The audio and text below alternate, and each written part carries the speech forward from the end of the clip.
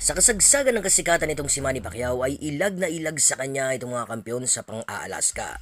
Dahil sa nire-respeto ng mga ito, ang tikas at tindi nitong si Pacquiao sa ibabaw ng lona, lalong-lalo na sa oras na magseryoso na ito at gustuhing bugbugin ng gusto ang kanyang makakalaban. Hindi po matatawaran ang lakas, bilis at talino nitong si Manny Pacquiao sa boxing na kanyang naging pangunahing dahilan sa pagkamit ng legasiyang hinding-hindi na po magagawa ng kahit sino pa mang kampiyon sa makabagong henerasyon. Pero nung itong si Pacquiao ay nagkaedad po ng 40 anyos, ay dito na po nagsimulang nawala ang respeto ng mga ilang boksingero sa kanya na kung saan ay binastos at hindi na nire-respeto ng mga ito ang kakayahan ng nag-iisang 8 Division World Champion. Pero dito po kasi sila nagkamali dahil sa hindi pa rin pala talaga nawawala ang killer instinct nitong si Pacquiao na naging dahilan kung bakit sa edad na 40 anyos ay tatlo sa mga kampiyon ng 147 pounds welterweight division ang kanyang tinuruan ng leksyon sa ibabaw ng lona. Ngayon ay sunod naman natin mga idol ang isa sa pinakamabigat na laban nitong si Manny Pacquiao ng kanyang kaharapin, ang mas bata noong kampiyon at may hawak ng WBO o World Boxing Organization welterweight world title belt na si Jesse Vargas. Itong si Pacquiao ay nagbalik sa kanyang pagre-retiro dahil sa na-miss di umano niya ang boxing at sa kanyang pagbabalik ay agad-agad po nitong sinagupa ang kampiyon na si Jesse Vargas. I'm happy to be back. I feel lonely and sad when you are thinking you're not longer active with the sport of boxing. You know, I want to box. I want to continue because Sa laban na ito mga idol ay maraming naniniwala na hindi na kaya di umano nitong si Pacquiao makipagsabayan sa mas batang kalaban. Lalo pat itong si Vargas ay nasa kanya na ngayong kapanahunan na kung saan ay nag-uumapaw ang kumpiyansa ng kampiyon na ito na kanya di umanong tatalunin lamang sa laban ang 8 Division World Champion na ating pambansang kamao na si Manny Pacquiao. Let's come out victorious and to show that I'm the best in the welterweight division. What have you done to prepare for Manny? What have I done? What have we done? My team and I have prepared tremendously in a great way, and we look forward to performing well because that's what we work for. You know, and this November 5th, this Saturday night, tomorrow night, we're going to give the fans a great performance, and we plan to come out victorious. We worked hard for it, and we have no doubt that that will be the outcome.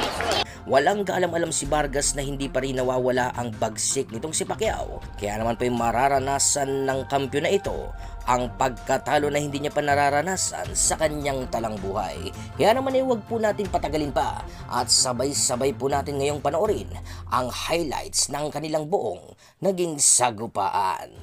Sa unang round mga idol ay medyo po nagiging maingat ang ating kababayan na si Pacquiao dahil sa aminado itong si Pacquiao na malakas din itong kanyang kalaban. Kaya naman binabasa at kinakapapa ng ating kababayan ang lakas at diskarte ng kanyang kalaban sa pagbato ng suntok.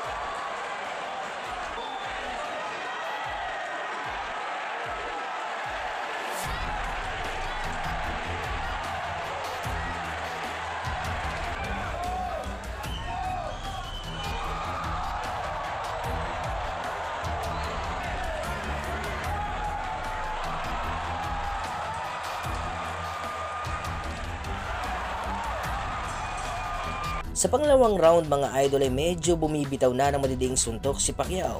Gusto ni Manny Pacquiao na makakuha ang round 2. Kaya lamang kasi ay desidido ang kampiyon na si Jesse Vargas na makuha ang face ng laban. Pero hindi niya inaasahan ang mangyayari dahil sa lalagapak pala ang kanyang puwetan sa lakas ng suntok na pinakawalan nitong si Manny Pacquiao.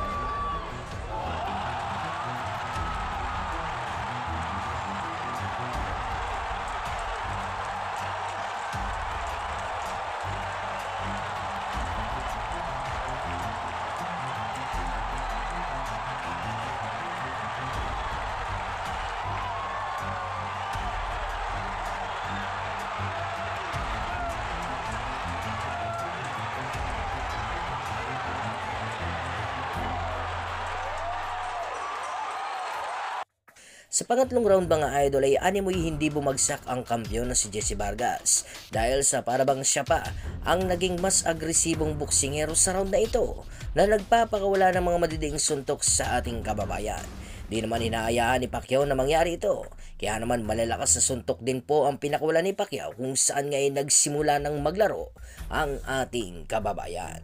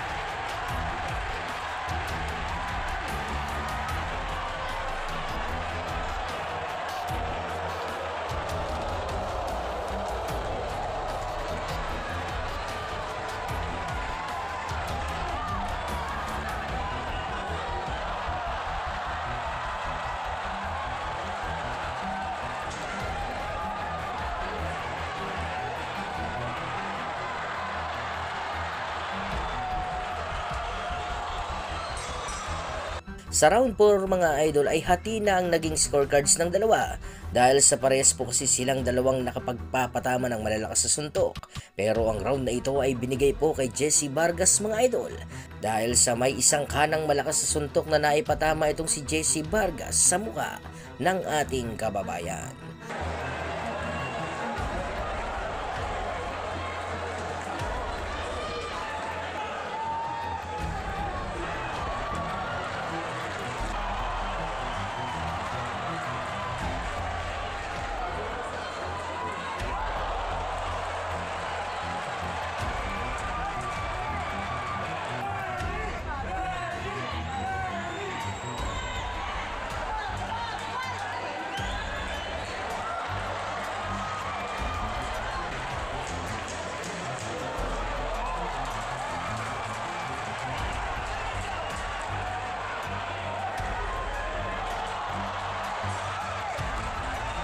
Sa round 5 mga idol ay punong-puno na ng aksyon ng laban na kung saan nga po ay nakikipagbunuan na si Pacquiao sa kanyang kalaban.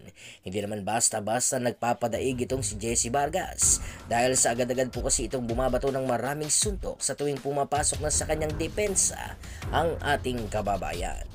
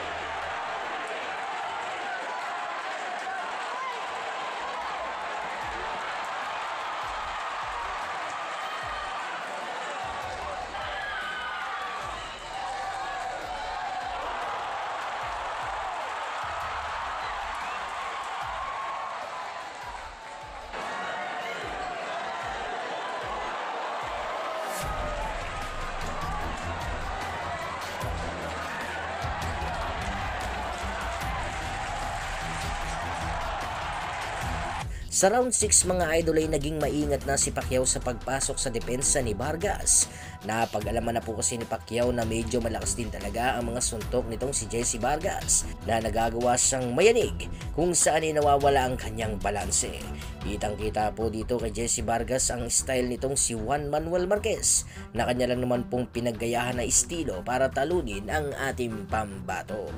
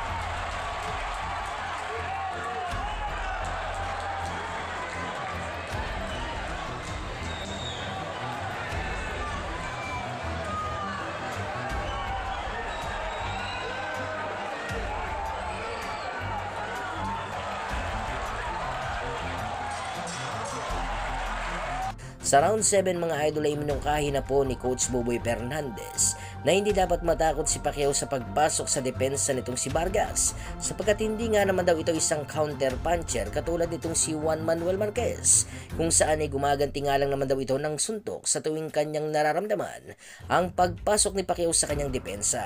Kaya naman ay nagsimula muli ang bagyo mula sa ating pambansang kamao.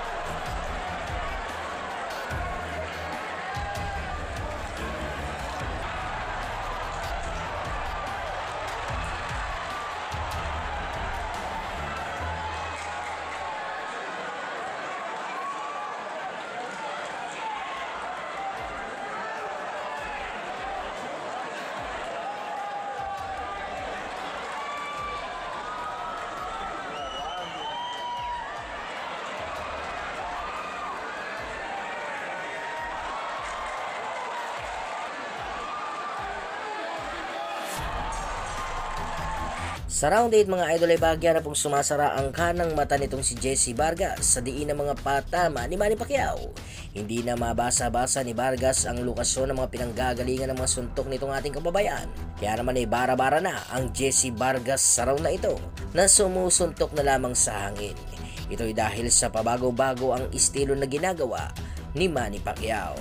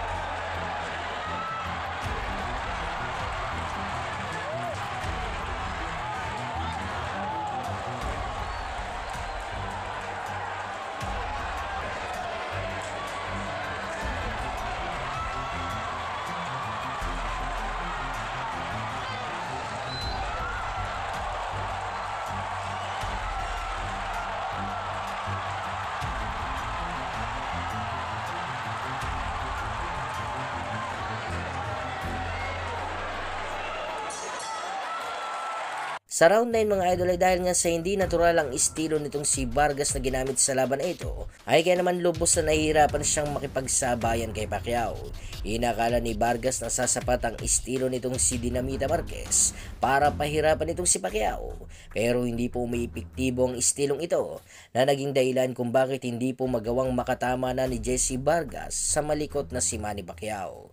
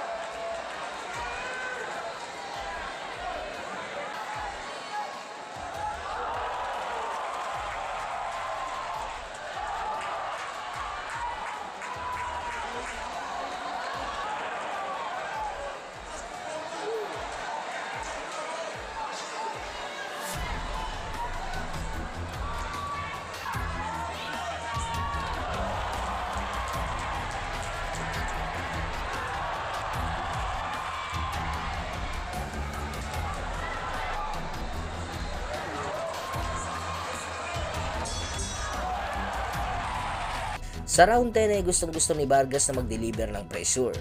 Kaya lamang ay hindi malaman-laman itong si Vargas sa kung papaano niya nga ba ito maisasagawa dahil sa hindi kasi basta-basta nagpapadikta na lamang sa laban ng ating kababayan na si Manny Pacquiao. Kaya naman po sa laban na ito ay nagbistulang bata na si Jesse Vargas na sumusuntok ng wala sa anggulo.